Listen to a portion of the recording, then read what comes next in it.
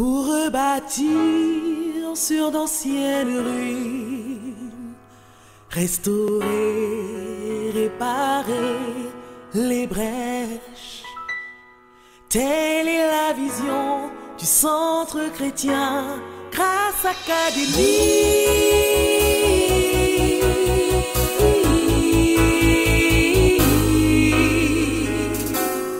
Que la lumière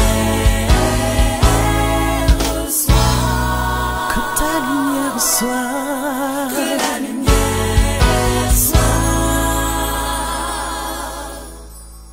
Grâce Académie.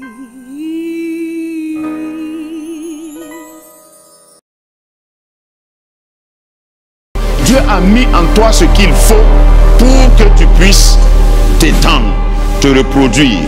C'est ça, soyez maître de tout ce qui vit. Si tu ne sèmes pas, si tu n'enterres pas ton grain, ça ne va pas pousser.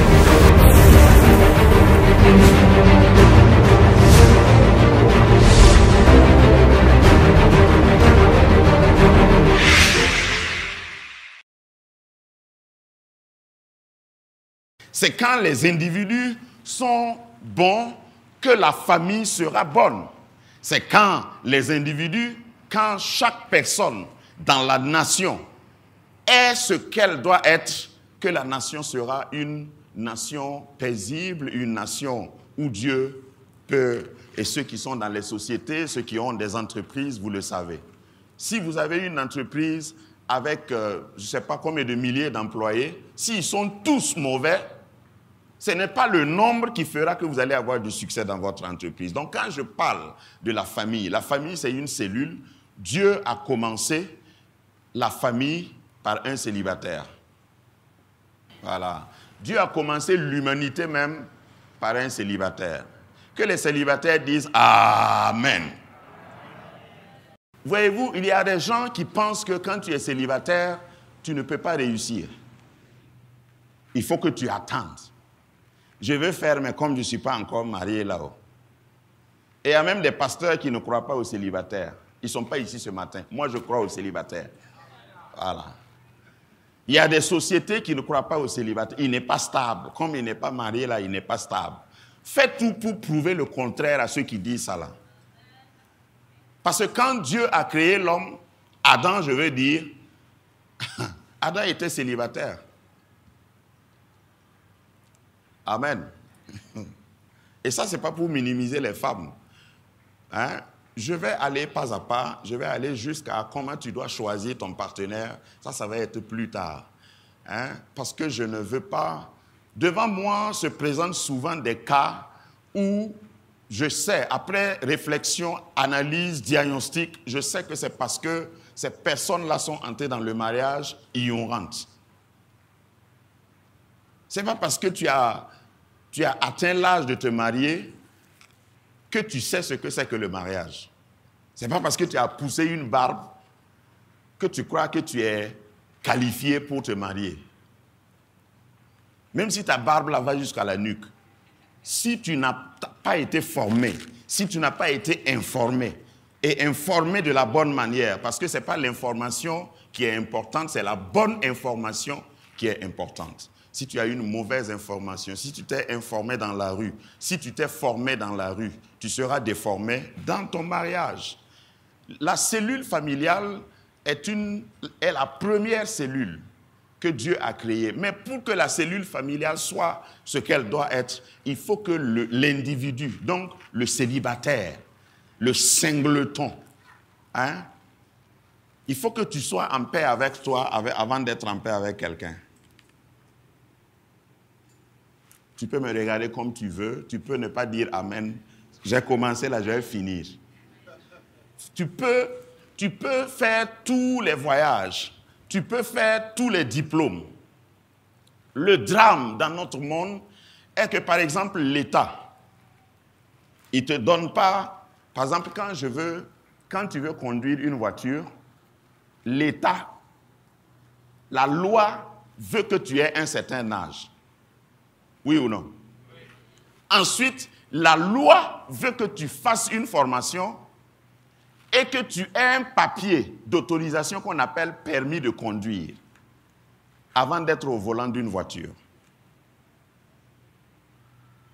Le drame est que quand tu veux te marier, tu te présentes devant la loi avec ton chéri Coco et ce que la loi te demande, c'est vous n'êtes pas de cousins. Vous n'êtes pas frères et sœurs. Si tu dis non, on dit ok, on vous marie. Au nom de la loi, je vous déclare mari et femme. Et puis on met José Viquet. Vous dansez et vous sortez. Tu crois que c'est fini. Maintenant, quand ça ne va pas, tu repars vers la loi. La loi ne te demande pas, est-ce que vous avez eu une formation avant de vous marier? La loi déclare le divorce. Vous voyez le drame? Pour le permis, on t'exige des leçons, des cours. Et puis quand tu as maîtrisé, on te fait faire un test avant de te donner le papier. Ça, c'est pour conduire un truc mécanique fabriqué par les hommes. Maintenant, tu décides de t'unir à un individu. D'après que sous d'autres cieux, là, quand on dit individu, c'est insultant. Mais prenez ça dans le contexte français. Hein? Tu décides de te lier à quelqu'un. Et puis, on ne demande pas si tu as bien étudié, si tu sais ce que ça veut dire. Dans le monde du commerce, il y a des lois. Avant d'entrer en partenariat, deux personnes, deux sociétés, deux entreprises vont d'abord consulter un avocat, ils vont prendre même un notaire dans certains cas pour les accompagner. Mais pour s'unir dans le mariage, on dit allons-y seulement. Et puis tous les parents que tu consultes disent mariez-vous. Vous t'attendez quoi? Est-ce qu'on a déjà dit ça à quelqu'un? Toi, tu attends quoi? Tous tes copains là sont mariés. Et puis toi aussi, tu regardes tes copains qui sont mariés, tu ne leur demandes pas ce qu'ils vivent. Tu rentres dedans seulement.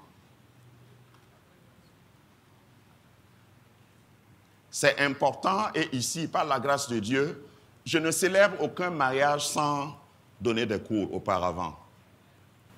Ok, je rentre dans le vif du sujet. Je dis que Dieu commence toujours par un individu et puis l'humanité a été fondée par un célibataire. Le fondateur de l'humanité était un célibataire. La première chose que Dieu a donnée à l'homme, Genèse chapitre 2, verset 15. Si vous croyez que je n'allais pas lire la Bible, mettez-vous debout, s'il vous plaît. L'Éternel Dieu prit l'homme, dit l'homme, et le plaça dans le jardin d'Éden pour le cultiver et pour le garder. Amen. Asseyez-vous, merci. Genèse 2, 15 nous montre que la première chose que Dieu a donnée à l'homme, ce n'est pas une femme. C'est quoi? Du travail, du boulot. Touma. Ah. C'est contre mes principes. Si tu es ici, tu es garçon et tu veux te marier, il faut savoir que si tu viens devant moi, ma première question, c'est ce que tu fais. Tu fais quoi? Quand je grandissais, on disait que ça là, c'est matérialisme. Qu'est-ce que mon travail a à faire avec mon mari? Ça a tout à faire. Tu ne travailles pas, tu veux te marier. Tu es malade, tu as besoin de soins. Il faut qu'on t'ouvre les yeux. Et quand je dis travail, c'est un travail qui peut te permettre de vivre. Si tu travailles et tu ne peux pas vivre de ton travail, tu ne dois pas te marier d'abord. Il est bon que tu sois seul. Parce que quand Dieu disait il n'est pas bon que l'homme soit seul, c'est quand il a vu l'homme travailler. Parce que l'aide, c'est pour celui qui travaille. Il a dit, je lui ferai une aide semblable à lui. Les femmes croyaient que je les avais oubliées. Chaque femme vient au monde avec une capacité d'aider. Amen. tous ceux qui sont mariés ici, je dévance même mes notes, mais tous ceux qui sont mariés ici savent que depuis votre mariage, il vous est pratiquement impossible d'oublier une date. Est-ce que les hommes sont là? Parce que l'homme, je ne sais pas, hein, mais nous, bon, moi avant mon mariage, je me rappelais de mon anniversaire un mois après. C'est-à-dire mon anniversaire passe et puis c'est le mois qui suit là, je dis, c'était mon anniversaire le mois passé, le 21 janvier. Mais depuis que je suis marié, mon ami, et c'est ce que j'ai trouvé aussi, ça c'est un peu pour faire rire, ce que j'ai trouvé aussi intéressant, c'est qu'à l'approche de mon anniversaire, on vient me demander de l'argent pour me faire des cadeaux.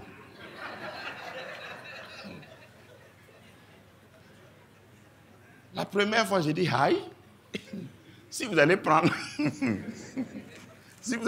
l'argent chez moi pour m'offrir des cadeaux, laissez-moi avec mon argent, mais je dois donner à certains membres de ma famille, ma petite famille.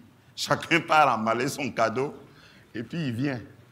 Donc, avant que le cadeau n'arrive, j'imagine la valeur du cadeau, puisque je sais ce que j'ai donné. Mais je ne peux plus sauter mes anniversaires. C'est ça l'aide, entre autres, je veux dire. Quand tu as une femme à côté de toi, il y a des choses que tu ne peux pas oublier. Même tes engagements avec Dieu. Si tu lui dis, après tu veux reculer et puis il dit, c'est pas toi qui m'as dit ça.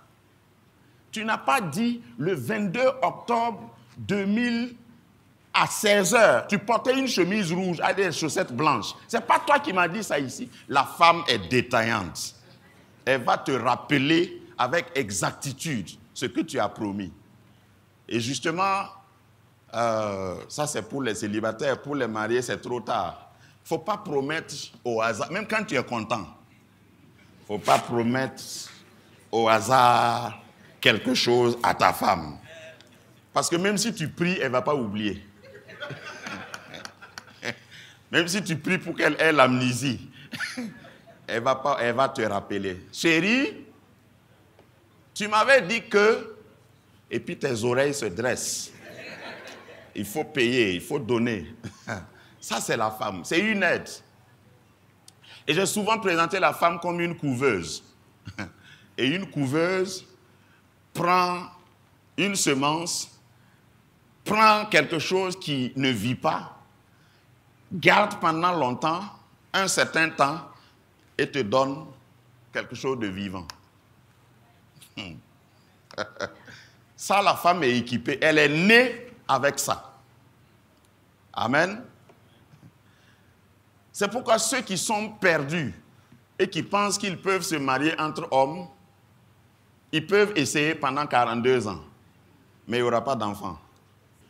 Et tu ne peux pas déformer ça. Je suis en train de t'expliquer pourquoi Dieu a appelé la femme aide. Et donc, comme elle est couveuse, même sur le plan pratique, si tu donnes un mot à une femme, elle te sort une phrase bien construite. Voilà. Complément, article, verbe, tout ça. Un seul mot, elle te fait une phrase. Si tu lui donnes une phrase, elle te fait un paragraphe. Si tu donnes un paragraphe à une femme, non, elle te donne un livre, un bouquin. C'est pourquoi on l'appelle l'aide. Ce n'est pas de sa faute. Les femmes disent, ce n'est pas de notre faute. Dites-le, ce n'est pas de notre faute. Dieu nous a créés comme ça. Si tu lui donnes un livre, elle te donne une bibliothèque. Elle va couver ça pendant un certain temps. Quand ça va sortir, c'est-à-dire le Burkina tout entier va savoir qui tu es. Ton mauvais caractère là, c'est une femme qui peut publier ça dans les annales de l'histoire du Moro. Elle sait faire ça. Donc il faut savoir ça, il faut connaître aussi la psychologie de la femme et de l'homme avant d'entrer dans le mariage. Il y a plein, ne te trompe pas, ne pense pas que parce que toi tu as vu ton père et ta mère là, et que tu as grandi, et que tu as un diplôme, tu es un bon candidat pour le mariage, tu te trompes. Donc aujourd'hui, c'est l'introduction. Je vais parler d'abord de l'individu. L'importance de la famille, certes, mais l'individu. Il faut que l'individu soit ce qu'il est. Et tu ne peux pas être ce que tu dois être si tu ne travailles pas, par exemple. Le travail, c'est aussi une formation. Et d'ailleurs, les bons travailleurs ont été d'abord formés. Dis-moi amen. Il y a des gens qui fuient le travail et qui courent vers le mariage. Tu vas te casser le nez. Il faut que tu travailles d'abord, que tu apprennes à gérer les choses. Adam a nommé les animaux avant son mariage. Dieu lui a donné, non seulement Genèse 2,15 là, il a dit de travailler dans le jardin. On dit il a pris. Peut-être qu'il ne voulait pas aussi, comme certains jeunes parmi nous. On dit Dieu prie, l'Éternel Dieu prie. Et tu sais que quand Dieu te prend, tu ne peux pas échapper. Que Dieu prenne quelqu'un qui ne veut pas travailler, aller le mettre dans le jardin. Dis-moi amen. Parce qu'il y en a encore aujourd'hui qui ne veulent pas travailler. Toi, ta journée commence à 11h pendant que les autres sont à la pause. Celui qui travaille, il dort moins. Nous sommes d'accord? Celui qui travaille, il ne dort pas n'importe comment et n'importe quand. Quand tu travailles, c'est un niveau de responsabilité. C'est aussi un niveau de maturité. Il faut que tu travailles. Et quand tu travailles, le travail va révéler ton vrai caractère. Si tu es paresseux, c'est au travail que ça va se révéler. Si tu sais gérer, c'est au travail que ça va se révéler. Il y a des gens qui travaillent et avant qu'ils ne prennent leur salaire, c'est déjà dépensé. Non, je ne parle pas de toi, de ton voisin. Grâce Académie, une vision, une plateforme, un cadre d'expression et d'épanouissement pour tout l'homme. Une ambassade du royaume de Dieu, un peuple d'adorateurs, un centre multiracial, une église sans cloison avec pour seule passion vivre la réalité de l'évangile de Jésus-Christ. Grâce Académie, une voix prophétique et une vision pour sa génération. Situé à Ouaga 2000, à 700 mètres de l'ambassade des États-Unis, côté Est. Grâce Académie. Quand tu travailles, tu vas passer par une formation. Si tu n'es pas passé par ça et tu entres dans le mariage, Yako, ça va être la catastrophe. Je veux insister surtout aujourd'hui sur l'individu, la personne. Ça, c'est femme et homme. Proverbe chapitre 24, verset 3. Je vais m'appesantir sur ce passage même les jours prochains. Ça va être un passage référence dans cette série sur restaurer la famille. Proverbe 24, verset 3. Dit ceci: c'est par la sagesse, dis-moi sagesse, qu'une maison s'élève. Et c'est par l'intelligence, dis-moi intelligence, qu'elle s'affermit. C'est par la science, dis-moi science, que les chambres se remplissent de tous les biens précieux et agréables. Ça va être un texte de base, je vous dis, pour tout le reste de la série. On dit par quoi? Par la sagesse, par l'intelligence et par la science. Toi, tu croyais que c'est par l'amour.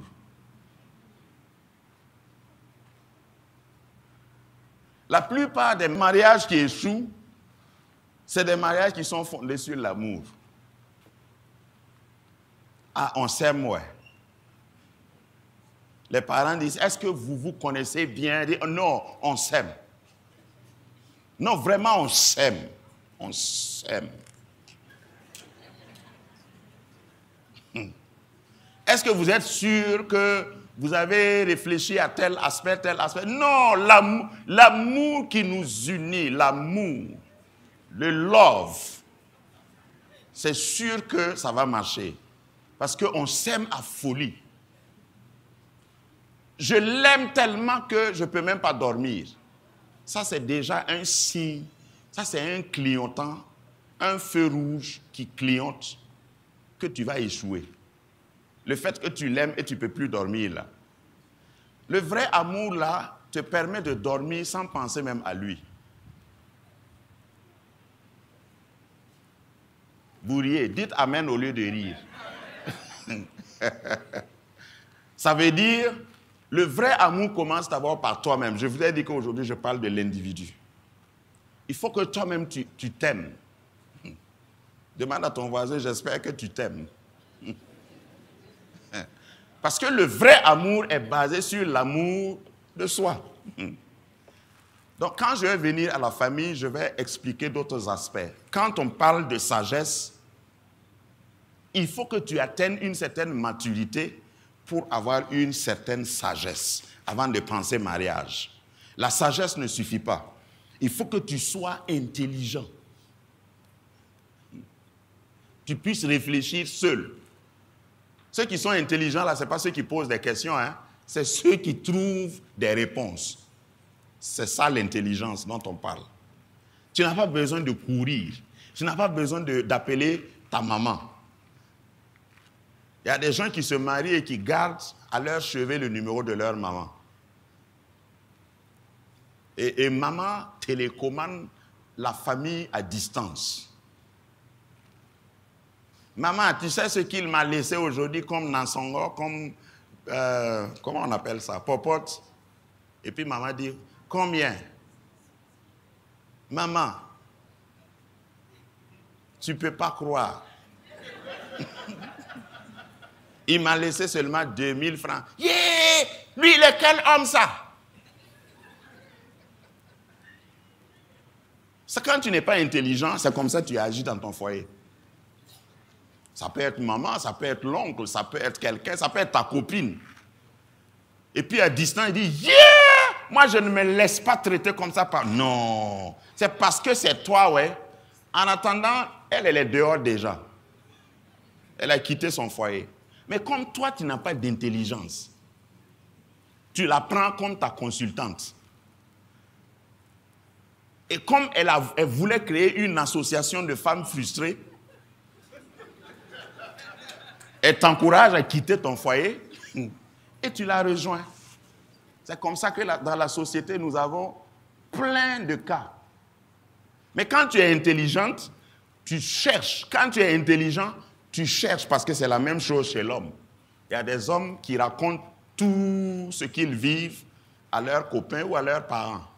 Ils disent, yeah, une femme ne fait pas comme un. Une femme ne me fait pas ça. C'est toi qui veux, ouais. Ah, c'est pas toi qui portes le pantalon. En attendant, les femmes portent pantalon aussi aujourd'hui. Voilà, tu vas faire comment? Donc, quand tu es intelligent, tu peux gérer. Ensuite, il y a la science, le savoir. Dans le savoir, il y a le savoir-être, le savoir-faire et le savoir-vivre même. Quand tu vis à deux, il y a un savoir-vivre à avoir. Peut-être quand tu vivais seul, tu ne te brossais pas pendant 2 jours. Mais quand tu es marié, à cause de ça là, il peut y avoir gbangban dans ta famille, dans ton foyer.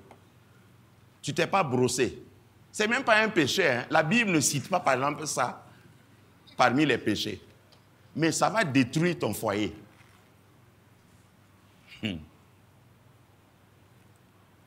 Quand tu n'étais pas marié, je parle aux célibataires. Voilà, peut-être que dimanche prochain, tu ne vas plus revenir. Quand tu n'étais pas marié, tu ne lavais pas tes chaussettes.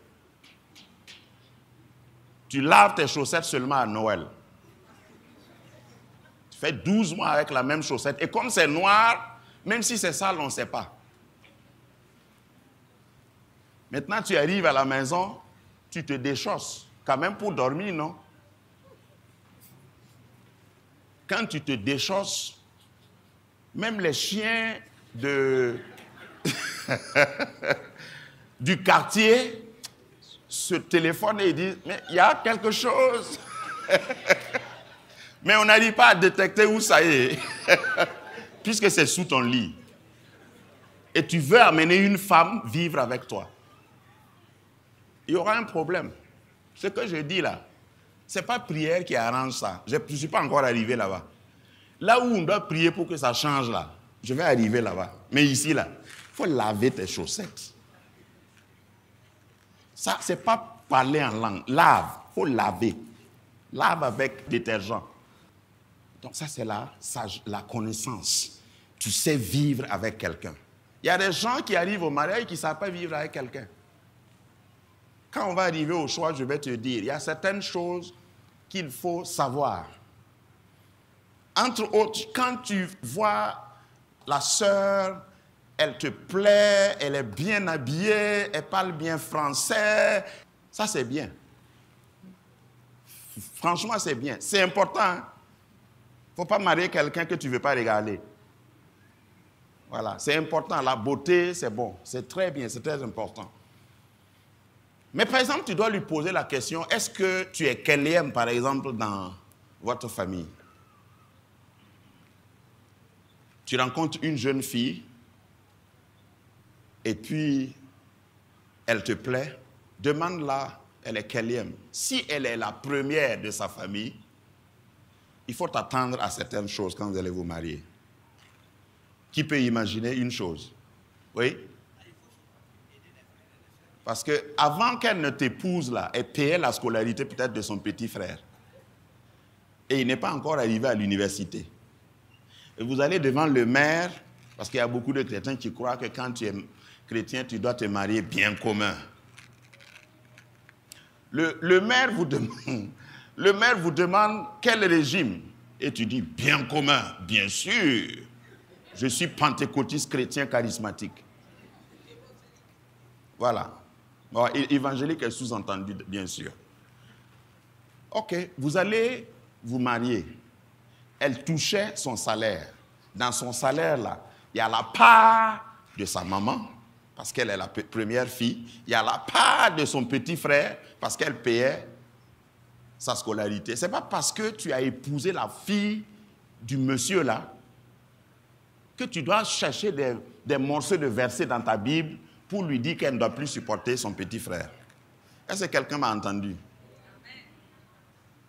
Ça là, ça peut être un sujet de problème, de discorde dans ton foyer, si tu n'es pas renseigné. Grâce Académie.